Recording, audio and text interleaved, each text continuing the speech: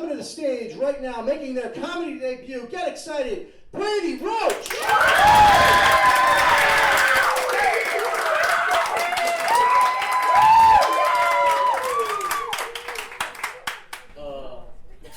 Good morning.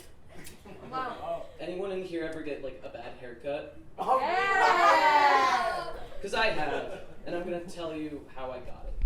So my hair was getting long because my regular barber moved to Florida, and I'm not gonna go all the way to Florida to get my hair cut. So my dad took us to Great Clips, which turned out to not be such a great idea. Because I don't know if you guys have ever been to Great Clips, but it's not great. It's actually pretty terrible. But we get to Great Clips, and the people at the front are like, "Do you guys got a reservation?" And we're like, "No." And they're like, "Okay, so you have to wait." And I sit down to wait, and I see that there's 4 empty barber chairs and just 3 employees standing there staring at us. Like, I don't get the reservation at barbershops like this that no one goes to, because do they think that it's like some sort of exclusive club? Like, I'm sorry I'm not a Great Clips VIP. I didn't know I needed to be on a list to get a really bad haircut. So my dad gets the manager, and she sits him down, and I get this woman who she looks like she could be like her mid to late 50s, but she looks like she's from a different time period altogether. Look, she looks like those old-fashioned diner ladies. Like, she's like short, blonde hair. She got like a big mole on her cheek with hair growing out of it. I think her name was Blanche or something. She goes up to me and she's like, "Get in the chair." And I'm like, "Okay," and I get in the chair. And as she's cutting my hair, she goes, "I got one at home that looks just like you, Brennan." And I'm like, "My name isn't Brennan, it's Brady." And she goes, "Okay, Brennan." So in this seat next to me, I hear the manager talking to my dad about business stuff, because that's what my dad does. And she's talking about like how corporate's coming to visit, and so she has to make sure that everyone's licenses are intact. And the lady goes to me and she's like, "My license got revoked." "Your driver's license?" "No, my haircutting license. That one got taken away too." And then I hear the manager saying like she has to make sure that everyone has adequate training. And the lady goes, "I skipped the training." And I'm like, "What?" And then I feel like the scissors like graze my ear, and I just stop. I just shut up. I'm like not moving, not blinking, not trying hard not to breathe. That's pretty difficult if you ever tried it before. Sorry.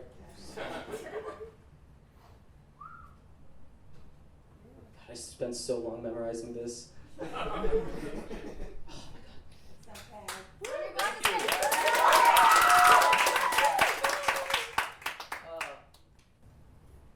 Jesus Christ. So yeah, I don't want to be this woman's next victim.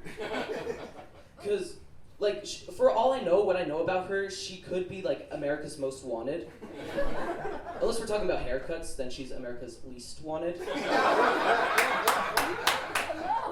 Like, as the haircut progresses, which it does really slowly, like, I'm just counting the seconds, I just hear her mutter under her breath, like, "Whoops."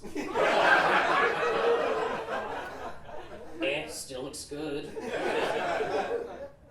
Then she grabs a bottle of like something, I don't know, and she like sprays it on my head. She's like, "What's this?" And she like sprays it on my head. And for all I know, it could have been like roach spray. And I'm Brady Roche, so that wouldn't be good. So after the haircut finally finishes, she turns me around so I can see what I look like. And I just stare horrified. And she goes, "You want me to style it with gel?" And I let out like this little squeal, like, "Ah!"